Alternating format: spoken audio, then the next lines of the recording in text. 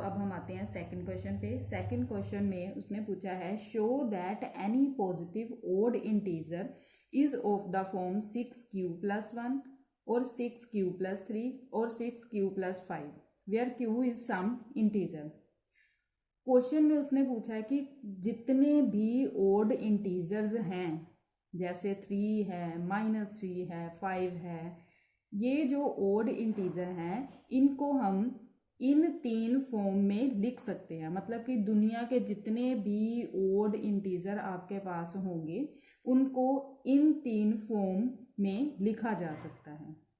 तो कैसे इसको सॉल्व करेंगे? इसको हम यूक्लिड डिवीजन एल्गोरिदम के साथ सॉल्व करेंगे। तो हमने उसका फॉर्मूला किया था a = bq+r। अब यहाँ पे 6 लिखा हुआ है q के साथ में, तो इसके हमने b की वैल्यू जो है, क्योंकि q के साथ में 6 है, आप देखो इसमें भी 6 है तो इसमें भी 6 है, तो b की वैल्यू यहाँ पे हमने 6 ले लेनी है। अब क्योंकि हमारा डिवाइजर 6 आ गया है तो हमें पता है हमारा रिमाइंडर जो है वो या तो 0 से बड़ा होगा या 6 से छोटा लेना है। तो r की वैल्यू क्या हो सकती है हमारे पास? एक तो 0, इट कैन बी 1, 2, 3, 4, 5, 6 नहीं लेना क्योंकि 6 से लेस लेना, स्ट्रिक्टली लेस लेना है। तो फिर हमने ये जो मेरी वैल्यू है डिवीजन एल्गोरिथम, इसमें a = b की प्लेस पे हमने 6 भर देना है, तो 6q+r आ गया हमारा। अब यहाँ पे हमने r की वैल्यू सब्सटीट्यूट करनी है। सबसे पहले r की वैल्यू मेरे पास है 0, तो जब मैं इसको इक्वेशन नंबर 1 में फिल करूँगी तो मेरे पास आ जाएगा a = 6q+0, +0 करेंगे तो 6q ही रह जाएगा। तो जब r की वैल्यू 1 भरेंगे तो आ गया 6q+1, r की वैल्यू 2 भरेंगे, ऐसे ही भरते जाएंगे। a = 6q+2, r की प्लेस पे 2 भर दिया। r = 3, तो a = 6q+3 आ गया। r की वैल्यू 4 भरेंगे, a = 6q+4, r की वैल्यू 5 भरेंगे, a = 6q+5। तो ये मेरी सारी वैल्यूज आ गई। अब हमने देखना है कि इसमें ओड कौन कौन से हैं।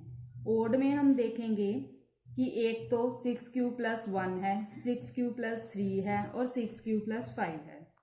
बाकी 6 का मल्टीपल तो इवन ही होगा। हमें पता है जब भी कोई इवन नंबर होता है उसको किसी भी नंबर से आप मल्टीप्लाई करके देख लो, चाहे वो ओड हो या इवन हो, आंसर हमेशा इवन ही आएगा। 6 को अगर हम 1 के साथ भी मल्टीप्लाई करते हैं, 1 इज ओड नंबर, तो 6 1 जा 6, अगेन इवन। और अगर हम 6 को 4 के साथ मल्टीप्लाई करते हैं, for example 4 any even number है, तो 6 4 जा 24, तो अगेन मेरे पास इवन ही आया। सो ये इवन है। और इवन में 6q मेरा इवन है। इवन में अगर ओड नंबर ऐड कर दिया जाए तो मेरे पास ओड ही आएगा। जैसे कि मैंने अभी बताया 6 4 जा 24, अगर मैं उसमें 1 ऐड कर दूंगी तो वो बन जाएगा 25। तो 25 हमारा क्या आ गया? Odd number. तो इसलिए ये भी ओड है। उसी तरह हम 3 ऐड करेंगे ओड नंबर तो फिर ओड आएगा, और 5 ऐड करेंगे तो ओड आएगा। तो इसका मतलब यही उसने पूछा था, देखिए क्वेश्चन में, कि 6q+1, 6q+3 और 6q+5 के फॉर्म में लिखा जा सकता है। तो वही मेरे पास 3 नंबर्स आ गए हैं, एक 6q+1, एक 6q+3 और एक 6q+5। तो ये हमारा सेकंड क्वेश्चन यहाँ पे कंप्लीट हो गया।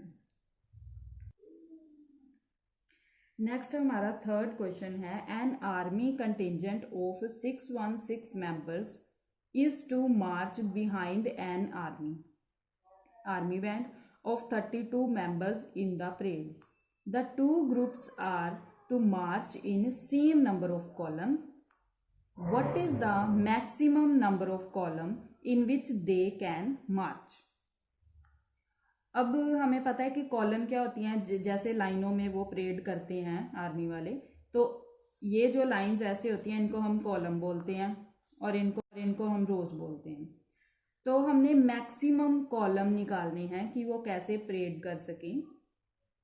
तो मैक्सिमम का मतलब कि HCF ही निकालना है। देखो उसने बोला what is the maximum number of column, कितने ज़्यादा से ज़्यादा कॉलम बनाए जा सकते हैं इन विच दे कैन मार्च, जिसमें वो मार्च कर सकें। तो मैक्सिमम का मतलब वही है कि हाईएस्ट कॉमन फैक्टर निकालना है, HCF निकालना है। तो फिर हम 6, 1, 6 और 32 का HCF निकालेंगे। तो 6, 1, 6 क्योंकि बड़ा है इसको मिडल में रखेंगे और 32 के साथ इसको डिवाइड करेंगे। तो ये मेरा पहले 1 पे जाएगा 32, when we subtract them we will get 29, ऊपर से 6 उतारेंगे तो हमारा अब जाएगा ये 9 पे 288। फिर आप इसको सबट्रैक्ट करो तो मेरे पास आ जाएगा 8। अब क्योंकि फिर देखिए रिमाइंडर 0 नहीं आया तो अगेन मुझे इसको मिडल में रखना पड़ेगा। इसको मिडल में रखेंगे और अगेन डिवाइड करेंगे तो ये 4 पे चला जाएगा। तो 32 आ गया। तो मेरा HCF कितना आ गया 8। तो मैक्सिमम नंबर ऑफ कॉलम जिसमें कि वो परेड कर सकते हैं वो हमारे पास आ गए 8।